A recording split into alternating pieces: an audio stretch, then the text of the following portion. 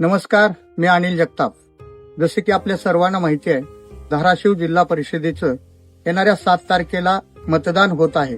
ठाणेगाव जिल्हा परिषद मतदारसंघातून सौ नीता अनिल जगताप या अपक्ष उमेदवार उभ्या आहेत. त्यांचं चिन्ह आहे बस. त्यासमोरील बटन दाबून आपण त्यांना प्रचंड मतानं विजयी करावं अशी विनंती या निमित्तानं मी आपल्याला करतो.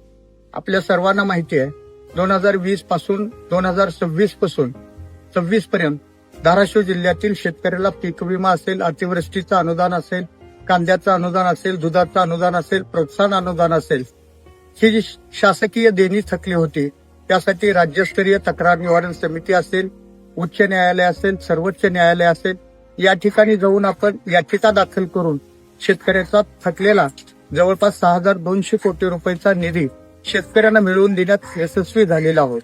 पार्वती मल्टीस्टेट बँकेच्या खातेदाराचे 42 कोटी रुपये असतील, मच्छीमार बांधवांचा प्रश्न असेल, गोपीनाथ मुंडे अपघात विमा योजना असेल, 2020च्या विलंब रकमेसाठी व्याज मागणीची यशस्वी याचिका असेल, इत्यादी कामं आपण केलेली आहेत. कामं करून आपण हक्काने मत मागण्यासाठी जनतेसमोर जात आहोत. तेव्हा विनंती आहे की आपण बस चिन्हासमोरील बटन दाबून विजयी करावं. आपला आशीर्वाद मिळाल्यानंतर हा मतदारसंघ महाराष्ट्रामध्ये एक आदर्श मतदारसंघ म्हणून निर्माण करून दाखवू.